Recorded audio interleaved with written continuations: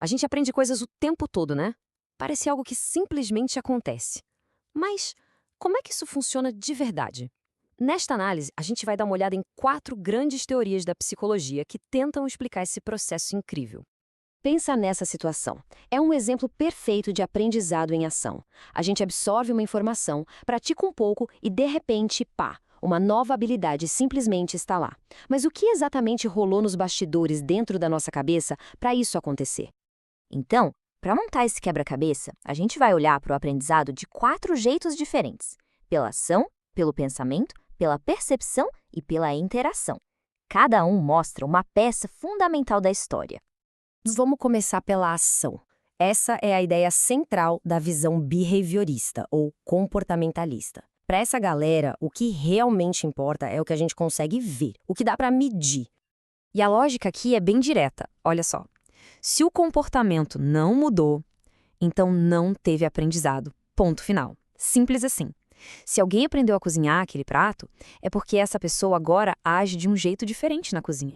O modelo do psicólogo B.F. Skinner ajuda a gente a visualizar isso. Funciona tipo uma corrente. Primeiro vem um estímulo do ambiente, como ver os ingredientes. Isso gera uma resposta, que é o ato de cozinhar. E essa resposta leva a uma consequência. E é essa consequência que é a chave de tudo. Quando a comida fica uma delícia, essa consequência boa funciona como um reforço. E o que o reforço faz? Aumenta e muito a chance da gente querer repetir aquele comportamento. É um ciclo super poderoso de ação e recompensa. É a base de muita coisa que a gente vê por aí, tipo a gamificação em aplicativos ou até programas de fidelidade. Ok, então o comportamento é importante. Mas e o que acontece dentro da nossa cabeça? Será que aprender é só uma mudança de ação observável?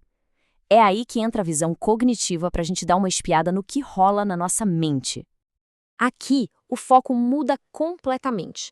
Agora a gente está falando dos processos mentais. Aprender, nessa visão, é como construir e organizar um grande arquivo interno de conhecimento, os famosos esquemas mentais. Ou seja, não é só fazer, é entender. As ideias de Piaget explicam isso de um jeito genial. Imagina só uma criança que só conhece gatos. Aí ela vê um cachorro pela primeira vez. A primeira reação dela é tentar encaixar esse bicho novo na caixinha que ela já tem, a de gato. Isso é a assimilação. Mas aí alguém corrige. Ela percebe que é diferente. Então ela precisa criar uma nova caixinha mental, a de cachorro. Isso é a acomodação. É nesse processo que o nosso conhecimento vai se expandindo. E, segundo Piaget, essa nossa capacidade de aprender evolui em estágios. E por que isso é tão importante? Bom, porque explica por que não dá para ensinar, sei lá, álgebra para uma criança de 5 anos do mesmo jeito que se ensina para um adolescente, né? O método tem que conversar com a estrutura mental de quem está aprendendo. Beleza, então já vimos o comportamento e o pensamento. Mas tem uma outra escola que olhou para a coisa de um jeito diferente. Em vez de focar nas peças do quebra-cabeça, eles olharam para a imagem completa. Essa é a psicologia da Gestalt, toda focada em como a gente percebe o mundo. Essa frase aqui é o coração da Gestalt. A ideia é poderosa. A nossa mente não vê o mundo em pedacinhos soltos. Ela organiza tudo automaticamente, num todo que faz sentido. A gente aprende quando percebe esses padrões, essas estruturas, e não só decorando fatos isolados. E o mais interessante é que, para a Gestalt, o aprendizado pode vir num estalo. Sabe aquele momento ahá, o famoso eureka? Quando a solução para um problema simplesmente aparece na sua cabeça?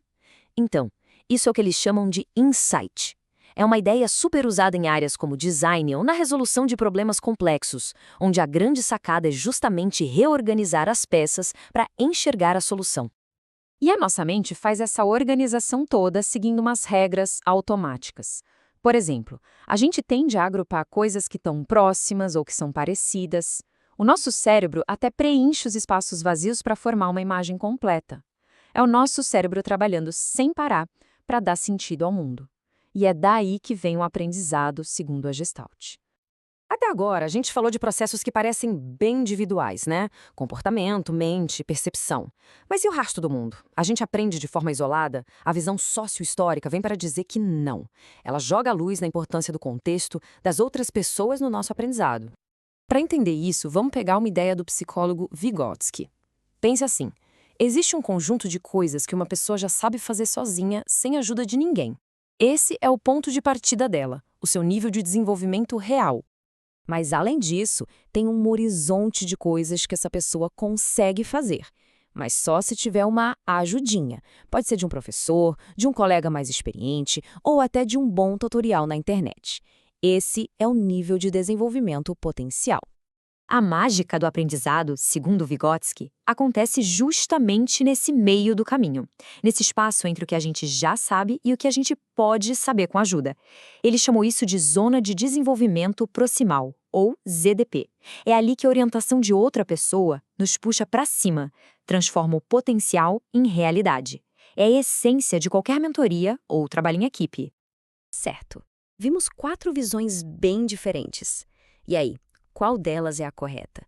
Vamos amarrar tudo isso agora para fechar. A grande sacada é que não tem uma teoria certa e outras erradas. Elas não estão competindo entre si. O ideal é pensar nelas como 4 lentes diferentes. Cada uma permite enxergar um ângulo de um processo que é super complexo.